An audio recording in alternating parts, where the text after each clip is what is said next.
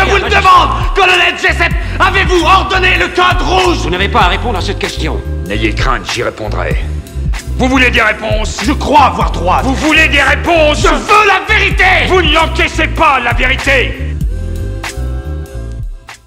Salut tout le monde et bienvenue sur l'écran fou, et aujourd'hui on vient parler de Hypnotix, le dernier film de Robert Rodriguez, donc l'un des réalisateurs les plus what the fuck de ces 30 dernières années, puisque bon, faut quand même rappeler qu'il est capable de pondre des pures bombes comme Sin City, Alita, Une nuit en enfer ou encore Desperado, voire The Faculty. Et puis à côté de ça, il va te péter une durite, il va te faire Spy Kids, Shark Boy et Lava Girl, et d'ailleurs en plus prochainement il est prévu de retourner un petit peu dans ce registre, alors c'est dire. Donc Hypnotix, c'est un film écrit et réalisé par lui qui va traiter de Danny Rourke, donc un flic en proie à une dépression après que sa fille ait été enlevée, et qui en fait est sur une enquête sur une série de braquages où tous ceux qui sont impliqués finalement ne se souviennent absolument de rien, jusqu'au moment où Rourke en fait va découvrir un indice qui laisserait penser que en fait ces braquages et la disparition de sa fille sont quand même étroitement liés, mais que surtout, ceux derrière tout ce merdier semblent en fait être des ce que l'on appelle des hypnotiques, donc des personnes avec un pouvoir qui va au-delà de l'hypnose, et puis finalement contre lesquels tu peux absolument pas lutter, quoi. Bon, ceci étant, de toute façon, on n'a pas trop le choix cette semaine, c'est soit ça, soit aller voir Rétribution avec Liam Neeson dans le rôle de Liam Neeson. Et alors c'est assez marrant parce que quand tu regardes justement l'affiche avec les dominos, tu peux pas ne pas penser justement à un film type Inception, donc avec sa toupie, mais bon ici, comme je disais, avec les dominos. Et finalement, quand tu vois le film, t'es limite pas du tout dans le registre d'enquête et de braquage qui était entre guillemets vendu. T'es vraiment dans le film à concept pur et dur, quoi. Et alors bon, si d'un postulat de base qui au demeurant pouvait être assez simpliste, mais néanmoins efficace, on part mais dans un de ces délires. Non mais vous avez pas idée du bordel, Mais alors bon, autant t'as des films de ce genre qui se tiennent quand même plutôt pas mal, autant ici, mais c'est en fait avoir tous les ingrédients pour en faire un super truc, mais finir en eau de boudin au bout de seulement 40 minutes, parce que en fait, il y a plein de choses qui vont pas. Et c'est dommage parce que au départ, ça commence très bien, ça paraît presque tangible. Après tout, c'est vrai, l'idée de braquage via l'hypnose afin de jamais se faire pincer, c'est une super idée à mon sens, qui, moi j'ai pas souvenir, mais on n'a pas eu beaucoup de chance d'être développé au cinéma, si ce n'est peut-être aller entre guillemets, comme je citais tout à l'heure, Inception, mais sauf qu'en fait on remplaçait l'hypnose par les rêves. Et puis effectivement, dernièrement on avait Insaisissable, mais bon, le résultat a été un petit peu nawak. Mais c'est vrai que l'idée en soi de l'hypnose est très très très sympa. Ah non, mais la puissance de l'hypnose, vous n'avez pas idée. Tu vas liker, partager la vidéo et t'abonner à la chaîne de l'écran fou. Sauf que là, avec ce film, dès lors que tu comprends que les hypnotiques, en vrai, ils ont une capacité qui va au-delà de ça, de l'hypnose, mais avec une aptitude carrément à toucher les gens via un réseau 5G et limite en faisant absolument rien, tu sais, tu perds systématiquement toute la force du concret qui était établi au départ, mais pour aller carrément ici dans un registre SF psychique pur, quoi. Alors ok, pourquoi pas, si l'idée se tient. Mais sauf que en vérité, ici, non, ça se tient pas. Parce que déjà, ça va puiser dans tout ce que ça peut pour alimenter son scénario. Et bon, c'est vrai, à la limite, je repense souvent à Oblivion. Moi, c'est souvent le film que je cite, qui était vraiment lui-même un pot pourri déjà de tout le registre SF. Mais ça se tenait bien. Et puis formellement, ça avait quand même beaucoup de gueule, quoi. Là, ça part dans tous les sens, au point que tu sais même plus qui est gentil, qui est méchant, et puis ça change toutes les 5 minutes parce que en fait c'est un petit peu le principe de la poupée russe, que quand tu l'ouvres, il y en a une autre à l'intérieur, et que quand tu l'ouvres, il y en a encore une autre à l'intérieur, etc., et puis quand t'en as une vingtaine sur la table, finalement t'arrives plus à les différencier. Et donc, forcément tu t'y perds. Là c'est exactement ça.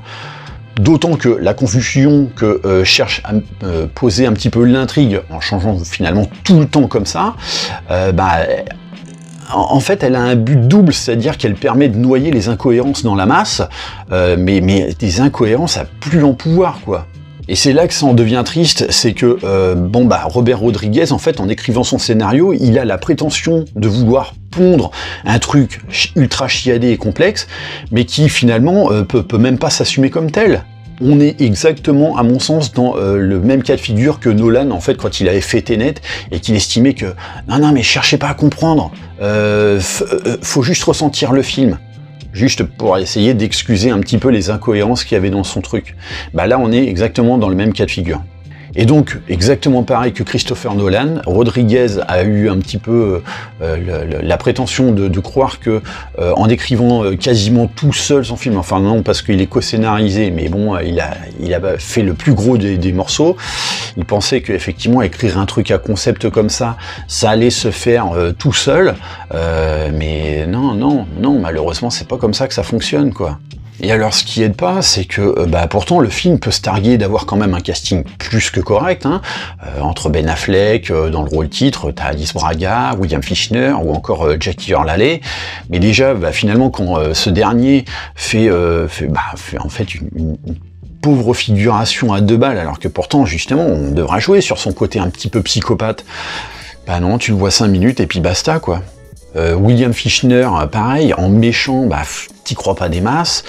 Bon, alors Alice Braga, ça va, on va dire qu'elle a fait le café, mais surtout, Ben Affleck, quoi. Oh, mais le mec, en fait, t'as le sentiment qu'il est venu jouer le truc, donc soit il a pas compris le scénario, soit en fait on a oublié de lui en donner une copie, mais c'est juste pas possible, quoi.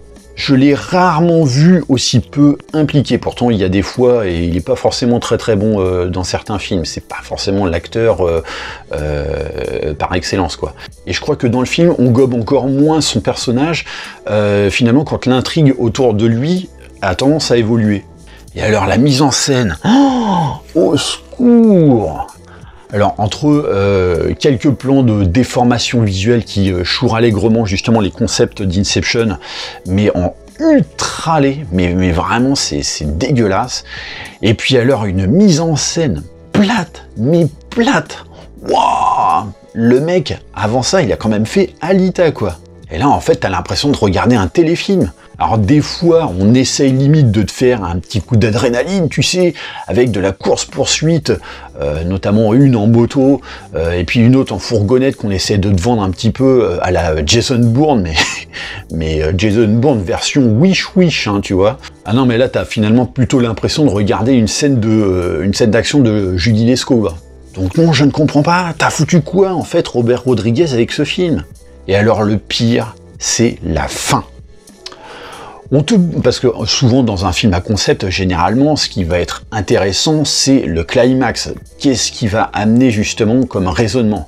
Et en fait, on te boucle ici le truc, mais avec une facilité déconcertante, tu sais, sans le moindre raisonnement. C'est-à-dire qu'on a essayé de t'amener à cogiter pendant tout le film, mais pour pas grand-chose, parce que c'est tellement truffé d'incohérences que ça ni queue ni tête, ça tient pas debout. Et la fin, en fait, c'est un truc, mais aïe, tu peux pas avoir plus basique, quoi. En gros, c'est ça, tu peux résumer ça au fait qu'on a, pendant 1 heure, on a cherché à te foutre le dawa dans ta tête, tout ça pour un climax au summum du lambda. Alors, petite précision, il y a une scène post-générique qui, au-delà d'essayer de donner un petit regain d'intérêt au climax, hein, en fait, ça rend le truc, pour moi, à mon sens, encore plus confus qu'il ne l'était au départ. Donc bon, faites-vous votre idée par rapport à tout ça, mais on peut s'en passer. Bref, c'est un petit peu dommage parce qu'effectivement, Hypnotix avait vraiment un très haut potentiel, mais un potentiel qui se noie dans ses propres intentions à vouloir vraiment trop complexifier le truc. C'est mal filmé, c'est quasiment mal joué, et limite, on voudrait en plus nous en refaire bouffer, quoi. Déjà, faut que le premier arrive à convaincre, parce que je pense que ça devait bien se ficeler dans la tête à Robert Rodriguez, mais dans l'exécution, il y a trop de trucs qui font finalement pas. Et puis, comme je le disais, trop de failles dans le scénario, quoi. Voilà, n'hésitez pas à me dire ce que vous pensez de Hypnotix dans les commentaires. Pensez bien sûr à liker et partager la vidéo. Pensez, comme je le disais, à vous abonner à la chaîne, et je vous dis à très bientôt pour une prochaine vidéo. Allez, bye!